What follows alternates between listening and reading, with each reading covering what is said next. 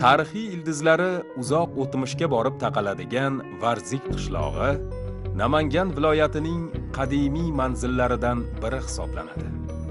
Bu qishloqda qazishma ishlarini olib borgan arxeologlar topilgan sopol idishlari, turli inshootlarning qoldiqlari odamlar bu yerga miloddan avvalgi 7-6 asrlarda ko'chib kelganidan dalolat berishini ta'kidlashadi. O'zbekiston Fanlar akademiyasi, Arxeologiya institutining Farg'ona ekspeditsiyasi olimlari 1986-yilda Varzik hududidagi tepaliklarni o'rganish jarayonida qadimiy muhxonani topishadi. Uning ichidan misdan yasalgan tangasimon buyumlar topilgan. Muhxonaning asosini tashkil qilgan maqbarasimon shakldagi toshdan yasalgan maxsus supada qabr qoldiqlari saqlanib qolgan. Bu haqda qadimshunos olimlar Sergey Baratov va Larisa Baratova Varzikdan topilgan nodir brakteat maqolasida qiziqarli ma'lumotlarni keltiradi. Ularning yozishicha, Varzik qishlog'ida topilgan muhxonaning aylanasi 10 metr. Saqlanib qolgan qoldiqlarning eng baland joyi 1,5 metr bo'lgan. Devorlarining qalinligi 3,8 metrni tashkil etgan muhxonaning ikki tomoni g'isht bilan ko'tarilgan bo'lib, o'rtasi mayda toshlar bilan to'ldirilgan. Varzik G'ovosoyning Ko'ksaraksoy irmog'idan suv ichadi va qadimda bu yerda aholi eramizdan avval 7-6 asrlardan boshlab yashay boshlanganligi arxeologik tadqiqotlar natijasida isbotlangan.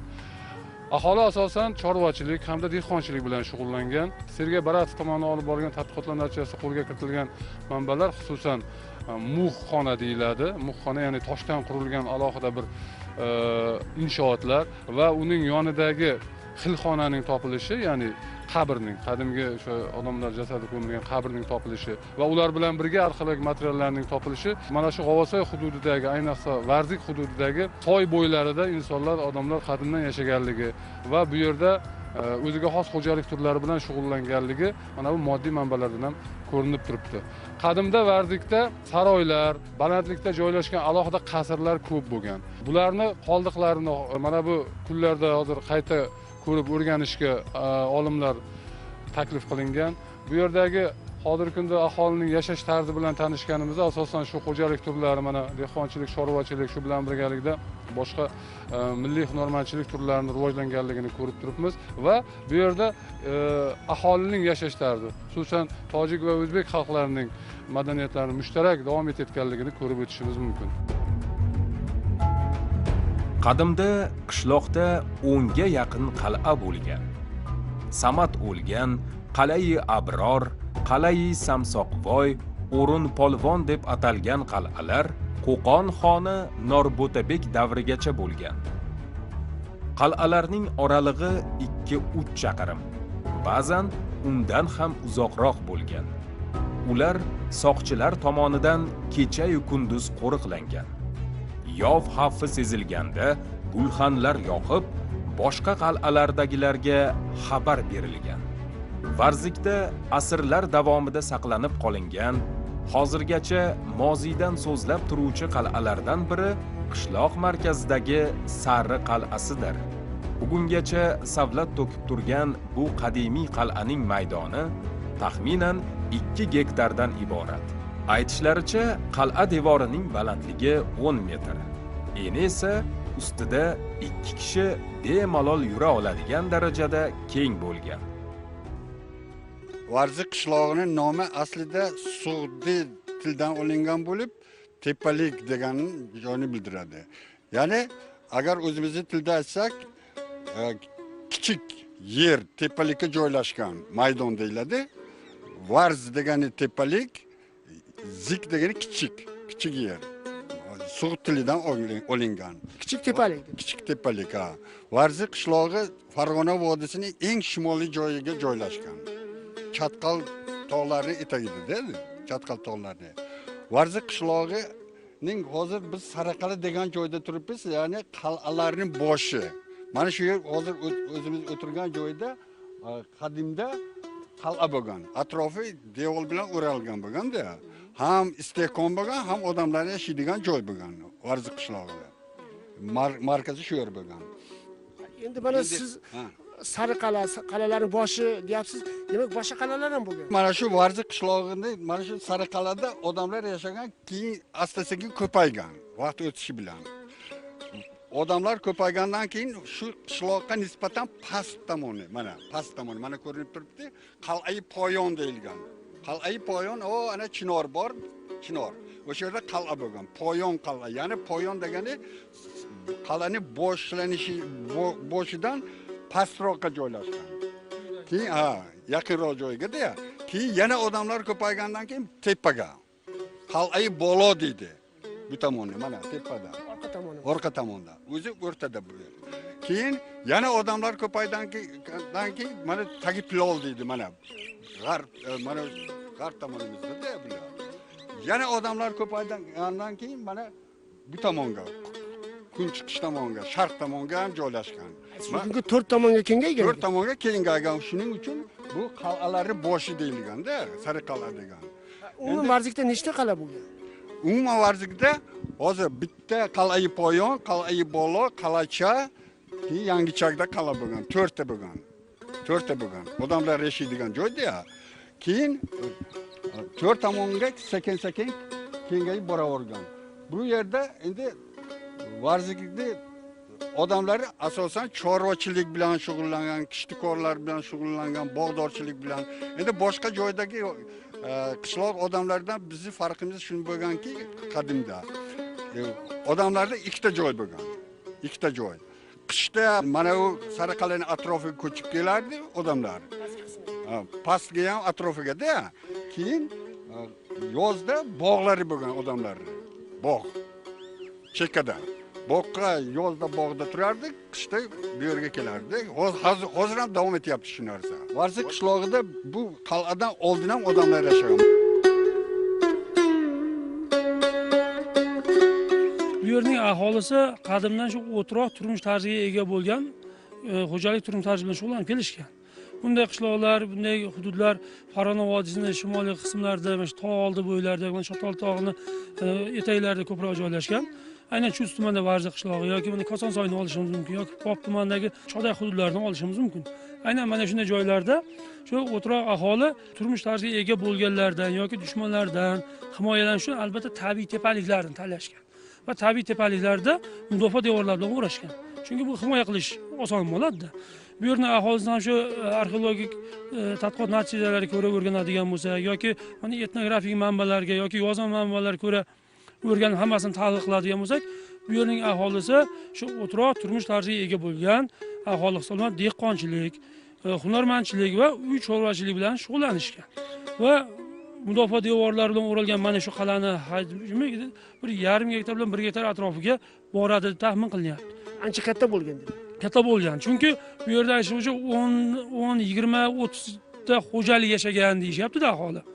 Lekin aniq arxeologik buni isbotlaydigan manbalarimiz, dalillarimiz yo'q. Bu hozircha manbalarga asoslanib aytamiz xolos. Endi mana shu Varziq qishlog'ida 10 ga yaqin mana shunday qal'alar bo'lgan bo'lsa, shularni qaysi birini olib qaraydigan bo'lsak ham, hammasi ham shu tabiiy tepaliklarga o'xshaganroq yoki shunga yaqin joyda tabiiy mana meros suvlar, ya'ni doimiy suv manbasi, buloqlar bo'yiga qurilgan. Chashmalar bo'yiga qurilgan, barpo etilgan. Bu albatta tarixdan o'rganilgan ko'p joylarda bunday holatni kuzatishimiz mumkin. Mabodo shunaqangi bir tashqi xavf bo'ladigan bo'lsa, mudofaa devorlari bekilgandan keyin ular ichimlik suv bilan ta'minlanishi kerak-da. Shuning uchun aynan mana shunday buloqlarni yonida bunday kabi qal'alar barpo etilgan. Odamlar qadimdan ilmga berilgan odamlar bo'lgan. Mana hozir biz turgan joyda mana bu yerda Boboy Zoti Bobarakatilloning qabrlari bo'lgan. U odam biz Boboy Zoti Bobarakatillo degani hali qishloq xo'jalik fanini juda chuqur bilgan. Alloma bo'lgan. Keyin Boboy Buzuruk ziyoratgohlari mana pastda, Shayx Isomiddin Vali, Oxun bobo mana hozir bulardan Oxun bobo bilan Shayx Isomiddin Valining ziyoratgoh joylari saqlanib qolgan. Mustabid davrida boshqalari buzilib ketgan. Keyin mana shu Sariqalaning atrofida 7 ta masjid bo'lgan. 7 ta masjid bo'lgan. Endi u faqat ibodat qiladigan joy emas, ilm beriladigan joy bo'lganda endi. Ularda madrasa ham bo'lgan. Madrasada, ichida madrasa ham bo'lgan. Endi Varzik qishlog'ini hamma mahallasida, mana hozir 4 ta, 5 ta mahalla dedik, hamma mahallasida chinor bor bittadan. O'sha chinorni tagida suv chiqib turadi. İchimlik suvi asosan o'sha chinorni tagida bo'lganda, hozir ham bor. Hozir borsangiz hamma mahallada bor o'sha chinor, buloq bor hozir ham. Keyin Varzikning ikki tomonidan ikkita soy o'tgan. Bu sharq tomonidan soy Sumsor deymiz, Qirg'izistondan keladi. Bu tomonda Ko'ksaroq soy deymiz. Shunday o'rtasida Varzik joylashgan. Ham ichimlik suv bo'lgan u, ham sug'oradigan suv bo'lgan. Keyin Varzik shunday bir yaxshi joyga joylashganki, chorraha bo'lganda-ya. Chorraha deganimiz Kosondan Toshkentga o'tib ketardi shu yerdan. Chatqaldan Qo'qonga. Chorrahaga joylashgan. Shuning uchun mana bu mahallamizda Tagipilol deymiz. O'sha yerda karvonsaroy bo'lgan, katta. Karvonsaroyga kelib olaysiz. Karvonlar kelib tuyalarni, otlarni joylashtirib, o'zlari yashaydigan choyxonalari qilib qo'ygan. O'sha yerda bo'lganda, o'sha ulgurji savdo bo'lardi, o'sha yerda. Varzikda 2 kun bozor bo'lardi-da. Shanba kuni, chorshanba kuni ham bo'lardi. Sari qal'aning nomi bir necha bor o'zgargan. Taxminan 18-asrlarda bu joy hovli poyoni, ya'ni pastki hovli deb atalgan. 19-asrga kelib, qal'a Uchqo'rg'on nomi bilan yuritilgan. Keyinchalik uning azaliy nomi qayta tiklangan. Bugun Sari qal'asini mahalliy aholi Varzikning gul tojisi deb ataydi. O'tmishda Sari qal'ada 200 xo'jalik yashagan. Uylarning tomi bir-biriga tutashib ketgan. Odamlar qarindosh urug'larining holidan xabar olish uchun yo'ldan emas, uylarning tomidan yurib borishgan deb aytishadi ko'pni ko'rgan qariyalar. Mehmonjon aka, har bir tepalikda chinor bor dedingiz. Mana ro'paramizda turgan chinor necha yillik chinor? Bu ro'paramizda turgan chinorga 1000 yil bo'lgan. Endi bu hozir biz ko'rib turgan chinor tagidan chiqqan. Buni tagida buloq bo'lgan. Mana hozir buloqning joyi bor, ko'rinib turibdi. Agar bu buloqni mana hozir biz planlashtiryapmiz, kovlaymiz, suv chiqadi albatta bu yerdan. Endi bu suvlar drenaj usulida olib kelganda Chatqal tomonlardan-da, hali qamishi bo'ylab, hali drenajni kovlab o'shanga qamishi bosib olib kelgan qamishi ichidan keladi-da bu suvlar. Endi ham soya bo'lgan, ham mo'ljar. Kelayotgan odam ko'radi-da, qayerda chinor bor. Demak, u yerda istekon bor, qal'a bor. O'shaning uchun ham bittadan chinor ekkan. Varzikda o'sha shundaqa chinordan hozir 4 tasi bor. 4 tasi bor. Bittasi mana o'zimizda, mana eng boshlanishda bittasi mana bu yerdan ham ko'rinadi, ana kalta chinor deymiz, kalta. Sal pastroqda. Bittasi mana qal'ada, mana bu yerda. Bittasi Oxunbo'da. 4 ta chinor.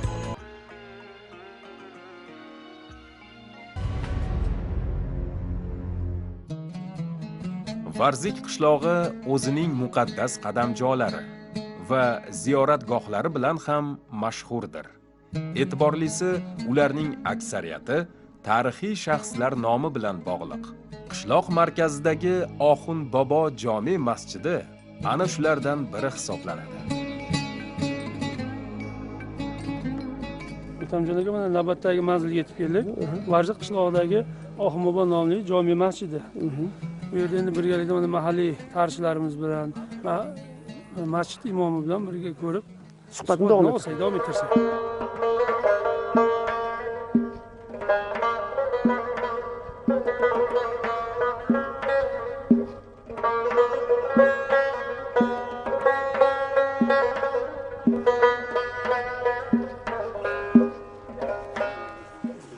Assalomu alaykum. Salomatsiz domla, sog'ligingiz yaxshimi? Qishloqdagi qadimiy tarixiy yodgorlardan biri Oxun bobo jome masjidiga keldik domla. Endi bu masjid haqida o'zingiz bir kengroq ma'lumotlar berib o'tsangiz. Bu masjidimiz ham shu Varzik qishlog'ining eski masjidlaridan biri. Qurilganiga 300 yildan oshiq bo'lgan. Bu masjidda katta olimlar yoyinki ulamolarimiz yetishib chiqqan. butun dunyoga mashhur bo'lgan ulamolarimiz ham yetib chiqqan bu yerda. Mana agar tasavvuringiz bilan yana kengaydigan bo'lsa, ichkariga kirsak, ichkarida suhbatni davom etamiz. Suhbatni davom etamiz. Bu masjidimizni xonaqosi asosan shundan iborat bo'lib, 300 kishiga mo'ljallangan hozirgi kecha kunduzda. Bu masjidimizda avvalo qiziq joyi shundaki, mana shu 3 ta kodak, o'rtadagi kodaklarimiz 300 yil oldin qurilgan bo'lib, buni buzilmagan, qaytadan ta'mirlab saqlab qolganmiz. Mana chekadagi xonaqo, bu chekadagi xonaqolar yangi qurilib, xalqimizga, namozxonlarimizga joy tayyorlab berganmiz. Bu tepadagi yog'ochlar demak 300 yil oldin qo'yilgan yog'ochlar. 300 yil oldin qo'yilgan yog'ochlar mana shular. Shuni biz haligi qayta ta'mirlab shu holatga keltirib saqlab qo'yganmiz. Bo'yoqlarchi, bo'yalgan. Bo'yoqlar yangitdan qilingan. Albatta. Yangitdan qilingan, yangitdan bo'yoq qilingan, yangitdan tozalangan, haligi notekis joylar tekislangan. Mana bu ustunlar yangilangan. Ustunlar bo'lgan.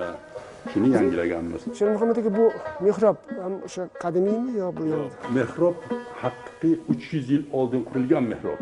Qayta ta'mirlanib, namozxonlarimizga taqdim etilgan. Ushbu jome masjidining hovlisidagi Qo'qon xoni Xudoyorxon tuhfa qilgan 2 tabaqali darvoza, ulkan chinor va tabiiy buloq bu yerga tashrif buyuruvchilarning qiziqishini orttirishi tabiiydir. Mana shu darvoza qishlog'imizdan chiqqan ulug' allomalardan Sudur Eshon shu Xudoyorxonda lashkarboshi bo'lganlarida u Xudoyorxonning ixlosi oshib, shu jome masjidimizga 19-asr boshida Xudoyorxon mana shu darvozani tuhfa qilganlar. Xudoyorxon xonidan qolgan yodgorlik mana shu darvoza. Mana hozir bu kunda buni biz tarixiy namuna sifatida menga chiroyli qilib saqlab qo'yganmiz. 2 ta qavat ekan. Ha, o'sha vaqtda bunday darvozalar nihoyatda noyob bo'lganda.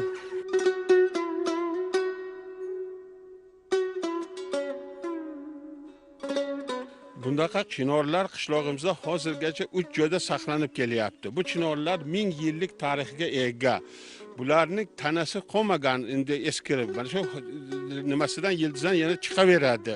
Har bir chinorning tagida buloq bor. Bu buloqlar qadimda Kores usulida tog'dan suv olib kelingan. Ya'ni u vaqtda kovlab, ariq kovlab, qamishni voq qilib boylab, ustini yopib, shu qamishni ichidan suv kelgan. Ana shu to'qa buloqlar bizda qishloqda har bir mahallada bor. Hozir nechta buloq bor? Qishlog'imizda mana Kalta Chinor bulog'i, Donur chashma bulog'i, du tarafa chashma deydi, 2 tomonlama buloq.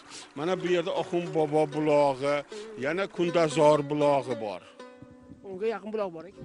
Unga yaqin katta kichik buloqlar bor. Bular asosiy ichadigan suv manbai hisoblanadi aholi uchun. Qanday o'ylaysiz? Mana shu ildizdan chiqqan bo'lsa ham nihoyatda ulkan katta chinor ekan. Bu dastlabki chinordan, birinchi ekilgan chinordan o'rnida o'sib chiqqan bo'lsa ham, hozir mana shu turgan chinor yoshini ichlarida deb o'ylaysiz. Bu chinorlar hozir mana shu o'rtadagi tanasi bir 100 yil bo'lgan chinor. Ikki tomondagisi endi bir 50-60 yillik bo'lgan chinorlar. Shu o'rinda Oxun bobo haqida qisqacha ma'lumot. Uning asl ismi Abdulfayz bo'lib, Varzik qishlog'ida yashab o'tgan.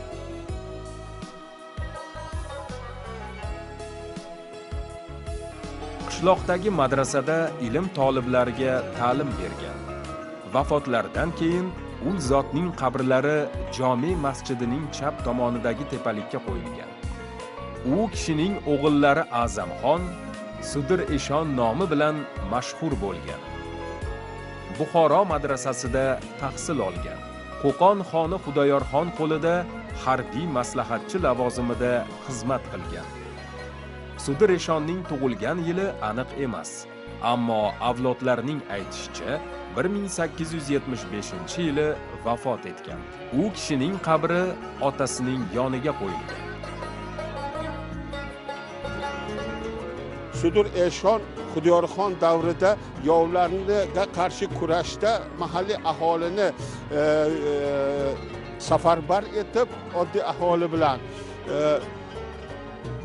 katta dushmanni g'alaba qilgan. U kishining shoni shuhrati, harbiy taktikasi Xudiyorxongacha yetib borgan. Shuning uchun Xudiyorxon u kishini Qo'qonga da'vat etib, harbiy sarkardalar qilib xonlikda bir necha yil xizmat qilganlar u kishi. Shundan keyin mana shu bizning qishloqda Xudiyorxonning harbiy qismi, ya'ni o'rda deyiladi, harbiy qismi joylashgan edi. Bu ya'ni Qo'qon xonligining shu tomondagi chegaralarini himoya qilish joyi bo'lgan. Sudur Eshonning harbiy taktikasi o'sha qadimda shu kam aholi, oddiy xalq bilan yaxshi qurollangan yovga qarshi kurash olib, qishloqni 4 tomondan bosib kelganini shu hiyla bilan mag'lub etgan. Shu oddiy aholi kesak tosh otdi, mana beshlik bilan, ketmon bilan g'alaba qilgan shu odamning harbiy taktikasi va boshchiligida. U kishi Qo'qonda vafot etgan, xonning farmoni bilan shu yerga o'zlarining vasiyatlari bilan shu yerga olib kelib qo'yilgan. Varzikliklar azaldan ilm ma'rifatga intilib yashashgan. Qishloqning o'zida qadimda bir necha madrasa va masjidlar bo'lgan. Ularda ko'plab ilm toliblari tahsil olishgan. Saidqosim domla va Nabi domla kabi ma'rifatparvar insonlar o'zlari tashkil etgan maktablarda bolalarga dunyoviy va diniy bilimlarni o'rgatishgan. 19-asrda yashab o'tgan Zubayra otin ham uyda maktab ochib, varziklik xotin-qizlarni o'qitgan. Bunday kishilardan qishloqda bir necha bo'lgan. Bugungi kunda ham qishloqdan ko'plab ilmli, ma'rifatli kishilarning yetishib chiqayotganining boisi ham aynan mana shunda.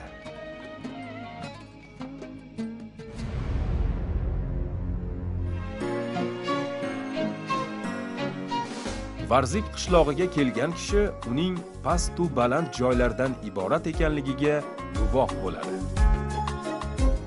Varzik toponimining kelib chiqishi to'g'risida ikki xil qarash mavjud. Birinchi qarash nisbatan ilmiy asoslarga ega. Bu qarash o'sha varzik so'zi sug'diy, qadimiy sug'diy tilidan olingan bo'lib, balandlik, tepalik degan ma'nolarni anglatadi. Qishlog'imizning keksa, ziyoli kishilarining fikriga ko'ra, varzik so'zi pastlik, qiyalik degan ma'nolarni ham beradi degan qarashlar mavjud. Varzik nomining kelib chiqish tarixidagi bunday ikki xil qarama-qarshi fikrlarning mavjudligi Varzik qishlog'ining geografik joylashuviga ko'proq bog'liq. Chus shahridan kelaverishda Varzik qishlog'iga e'tibor bergan bo'lsangiz, balandlik qismida joylashgan. Qirg'iziston tomonidan kelaverishda esa Varzik qishlog'i pastlik qismida joylashgan. Shu sababdan shu ikki xil qarash keyinchalik mavjud bo'lgan. Yana bir qishlog'imizning qadimiy nomlaridan biri Botir qishloq degan nom ham mavjud bo'lgan. Bunday nomning kelib chiqishiga asosiy sabab 20-asrning 20-yillarida qishlog'imizda turli xil bosqinchilar tomonidan qishlog'imiz talangan va mana shunday bosqinchilarga qarshi qishlog'imizda mahalliy o'g'lonlarimizdan botirlar yetishib chiqqan. Xususan shunday botirlardan biri Xidirjon ismli shaxs bo'lgan. Ular o'z yon atroflariga botir o'g'lonlardan to'plab turib, mana shu bosqinchilarga qarshi qishlog'imizni ozod qilganlar. Shularning sharafiga keyinchalik qishlog'imizning nomi Botir qishloq degan nom bilan ham atalgan. Varzik qishlog'idagi mahallalarning nomlanishi ham uning tarixiy taraqqiyotini o'zida aks ettiradi. Qishlog'imizni nomini aytib o'tdik, geografik joylashuviga bog'liq deb. Xuddi shunga o'xshash mahallalarning nomi ham nisbatan geografik joylashuvga bog'liq va qolaversa aholining qanday mashg'ulot bilan mashg'ul bo'lganligiga qarab turib ham ayrim mahallalarni nomini biz uchratishimiz mumkin. Demak, mahallalarning nomlarini aytadigan bo'lsak, Maydon, Qalai Poyon, Bolo mahalla, Yangichak, Qoziyon kabi mahallalar qishlog'imizda mavjud. Endi mana ular nima uchun shunday nomlangan? Ancha qadimiy so'zlar.